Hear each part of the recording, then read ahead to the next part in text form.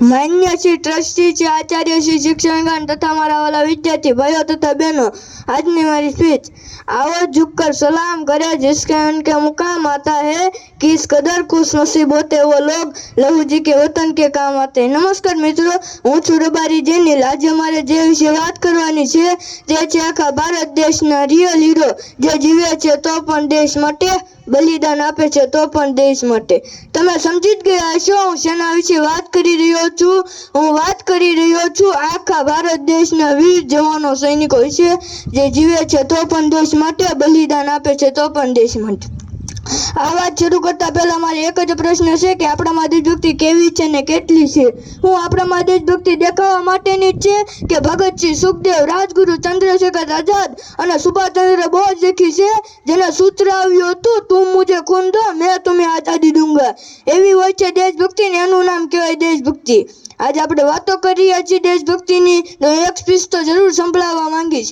એક વખત જર્મનીના હિટલરે આપણા ભારત દેશના મેજર ધ્યાનચંદ્રને ત્યાં બોલાવી કહ્યું, શું આપ્યું છે તારા દેશે તને શું આપ્યું છે આવી દુશ્મની? મારી સાથે આવી હું તને આરજી માસ્ટર બનાવી દે। સાહેબ વાત તો દેશની આવી ગઈ હતી ત્યારે મેજર ધ્યાન સાથે જવાબ આપ્યો કે देश મને આગળ લઈ જાય એ જરૂરી નથી, હું મારા દેશને આગળ લઈ જાય એ જરૂરી છે।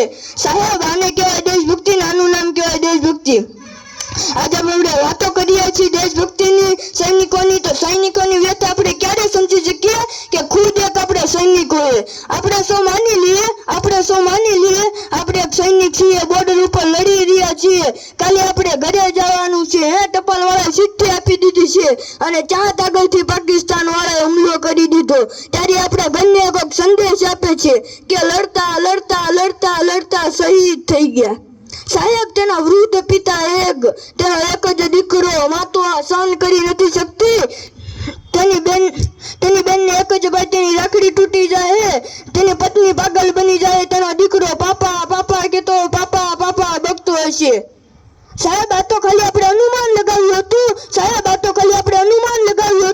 પરંતુ વિચાર કરી લો આ પૂર્વના હુમલામાં એવા વીર 42 જવાન શહીદ થઈ ગયા હતા, એની કેવી વ્યથા હશે, એના પરિવારની કેવી વ્યથા હશે। કોઈ પૂછે તમને કે કોણ છો તો ગરદન ઉપાડી છાતી પર હિન્દુસ્તાન લખી દેજો।